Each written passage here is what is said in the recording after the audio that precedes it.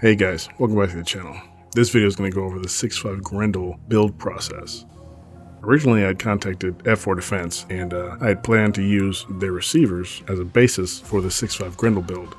Well, there was some miscommunication on how long I needed the rifle to correctly test the accuracy of the various barrels that I was going to test. So because of that miscommunication, I had to send the rifle back early.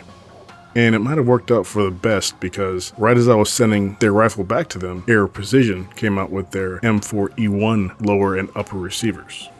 When I saw them, I liked the way they looked. Just the minimalist design is very nice. And they incorporated something that you find on AR-10 low receivers into these AR-15 low receivers, which is the pin for the bolt catch. Instead of being a roll pin that you have to punch through, it's actually a little threaded pin. So it's a lot easier for guys to actually build a low receiver, especially when you're running with only one hand like I am.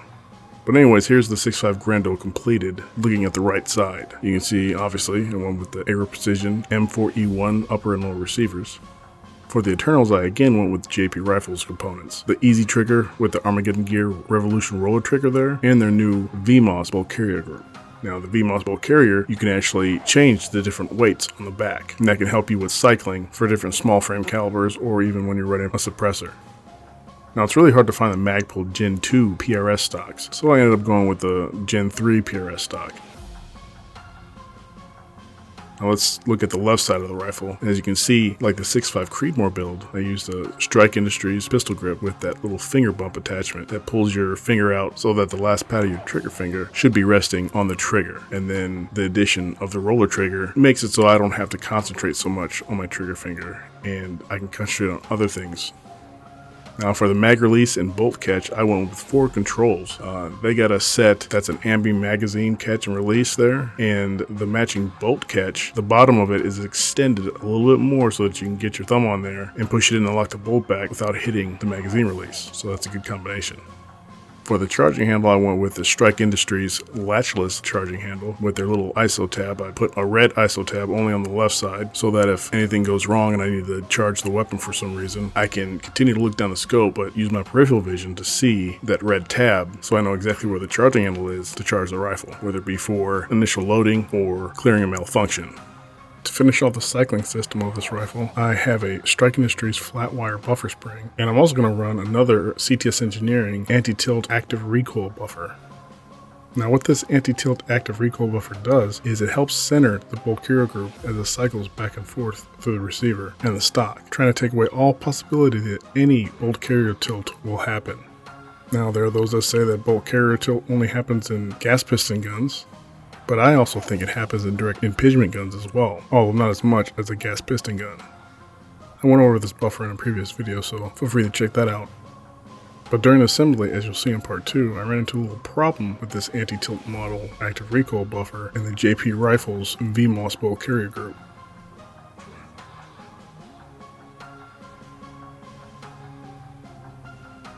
Now the barrel I used is my third composite barrel. It's an 18-inch BSF 6.5 Grendel barrel, and they use carbon fiber differently than Christian Arms and Proof Research, which are the other 2 barrel brands that I actually own. So coming soon is a comparison video where I'm going to compare those 3 carbon fiber barrels, the differences in what my thoughts are on them. But anyways, I got that 18-inch BSF barrel. I got an SLR Sentry adjustable gas block on there with an SLR nitrided gas tube. And again, I'm going with a 6.8mm Surefire SFMB. And I decided to go with a Strike Industries 17-inch strike rail.